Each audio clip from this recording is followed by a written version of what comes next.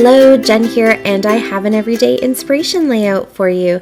So this month, Christy, Crystal, Daisy, Dolly, Lisa, and myself are using that absolutely stunning photo from Daisy of the sunflower.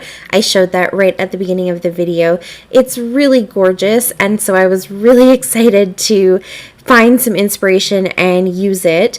And then we're also going to be pairing it with day 15 of Christy's 30 days of sketches. So Christy and Crystal are actually doing all 30 days, so that's perfect. They were going to be doing this anyways, and a lot of us are actually joining in and trying to do maybe not all 30 days, but as many as we can throughout the month. So it was a great way for us all to play along with that sketch. And everything seemed to kind of work out perfectly because the sunflower matches that gorgeous paper I got from Jenn Smith from Close to My Heart. So perfect. As soon as I saw the sketch, I thought this is the perfect place to put a sunflower, that kind of big semicircle that you see at the bottom of the sketch. I'm going to put a sunflower right there, and then I have that beautiful paper from Jennifer Smith, so it all kind of fell into place really nicely. So I went ahead and found a cut file, and this is one of the free monthly cut files from Paige Evans. So I will leave a link to her Facebook group down below. If you're not in her Facebook group, you really should be. It's usually one a month, but occasionally she gives bonus cut files too. So at least once a month you're going to be getting one of her gorgeous cut files, and sometimes more. And she often has deals and stuff, and there's just tons of inspiration. So that's where this cut file came from, and you can definitely go check it out. I will leave that link. There's also going to be a link to everyone playing along with 30 days of sketches. I'm going to link the playlist so that you guys can kind of check all 30 days if you want.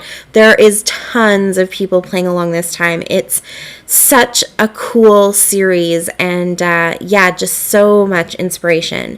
And then I also will leave all the links for Jennifer Smith, so if you're interested in the papers, you can go ahead and check those out too from Close to My Heart. So I've gone ahead and used some of my distress oxides and just the regular distress inks, and I left the cut file on the backing paper. I didn't pop the cut file out because it has some of those thinner lines, and so by using my blending tool, it's a lot better if you leave it on the paper. Now, this cut file, because I used textured paper, it didn't fully cut out, so when I peeled it off of the mat, it kind of came off as one piece anyways, so I left it that way, but I often will just leave it right on the mat and go ahead and do my blending on top of that. It hasn't ruined my mat at all, and it kind of holds everything in place, all those little itty-bitty pieces, so you don't end up ripping them. You could use watercolors or, shimmers, mists, or whatever you want to use as well. You could even maybe do some heat embossing with this if you wanted, or just cut it out of pattern paper. But I kind of wanted to pull out my inks and do a little bit of distressing. So I mixed two yellows that I have, the mustard seed and fossilized amber, and threw in a little bit of a darker orange in there. And then for the center, I just used I think it's called ground espresso, and the vintage photo, and then I think the green one is called peeled paint. So it just kind of gave me that like darker center that is usually where the seeds are. So I love the way it turned out. And then I popped that out and cut it in half, so I have that other half that I can go ahead and use on another project. And then I'm going to use the bottom on this project, or use it at the bottom of this project is what I meant to say. And originally I thought that I would leave the negative space open, so I wasn't going to go ahead and fill in my cut file, but I liked it. I thought it looked really good, but I wanted to use this sunflower paper, and I thought it would look kind of cool to go ahead and back a sunflower, all the petals of the sunflower with sunflowers. I don't know. I just thought it looked really cool. It kind of adds a little bit of extra weight down at the bottom, and it pulls in another pattern. And yeah, I just liked the way it looked, but I also really liked it open. And I think that you probably could have maybe done a little bit of mixed media in, behind there, just a really kind of loose mixed media. That would have looked really nice too, or just backed it with some solid colors, whatever you want to do. But I think it actually did kind of look nice just having the white in the back, but I also really like it with these sunflowers in there, and it gave me an excuse to use those beautiful sunflowers. Not that I needed one, because I knew I was going to use them anyways, but I just thought that they're really pretty, kind of, tucked into those petals.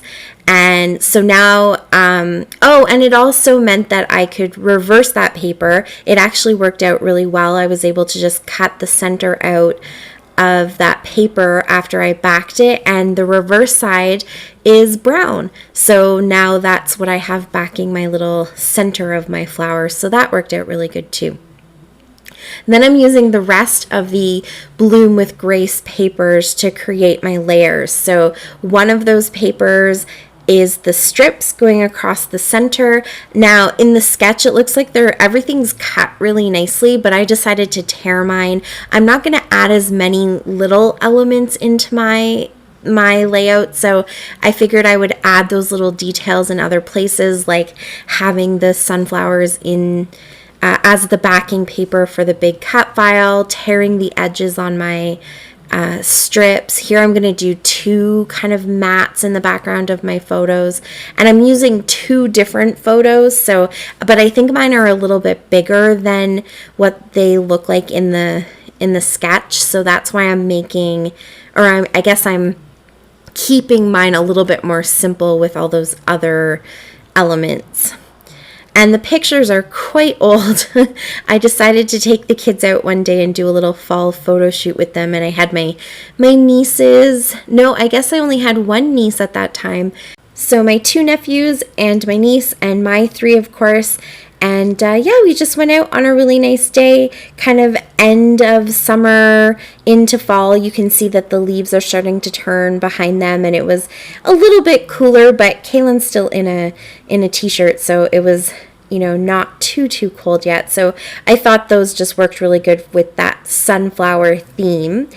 And then, so here, in order to make my little cluster up at the top, there's kind of a second little circle, and because I thought the scale of the sunflower cut file was a little bit too big, I just went ahead and fussy cut some of the sunflowers directly from the paper and kind of put them in a bit of a wonky semicircle up at the top. And so I still was able to get that cluster and kind of pull those sunflowers in again, but give it my own little touch.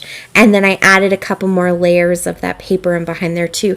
Those were actually just pieces I had torn off, so it just worked out that they were kind of the right size. And I love that top layer. It's really simple. There's not a lot to it, but I think it turned out really nice. And then I'm just using a few of the stickers from the Bloom with Grace sticker sheet to embellish. So not a ton of extra stuff going into it. Like I said, I think because I have the two pictures, it's a little bit busier. And so I just kind of wanted all of those individual elements to have the opportunity to stand out. And so I pulled off two little phrases from the sticker sheet, and then I put that Cultivate Joy kind of as my title, and I have those little hearts and this little kind of purpley wine-colored banner. I wanted to get at least one banner in there because they have them in the sketch. I did try to sneak a couple of banners up at the top, but I didn't really show you because they didn't look good. I couldn't get them to sit properly, so they are not there, but I wanted to have at least one in there to kind of go along with the sketch. And I fussed a little bit about where exactly to stick my pictures because I didn't want to cover up all of that sunflower. but I felt like that picture cluster was just sitting a little bit too high. And then when I moved that banner up to the top, it just, I don't know, it needed to come down a little bit. And the main reason I moved that banner up to the top was to kind of spread out the purple that you see and make 3 clusters, kind of create that bit of a triangle, I guess.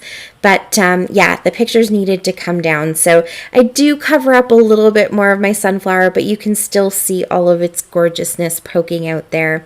And then I finished everything up with some sequins. So these are actually just packs from Dollarama, and I pulled out a little gold and orange and kind of an orangey brown, and then a really pretty green one. And it's getting super dark. I apologize. It gets dark so early now here. So my lights have become my best friends again. But that is it. That is my layout. Thank you so much for watching. I really appreciate it. All of the links are down below. So please go check out everyone else who hopped along today with Everyday Inspirations and Christy's 30 Days of Sketches. And please go say hello to Jennifer Smith at Close to My Heart. And until next time, happy scrapping. Bye.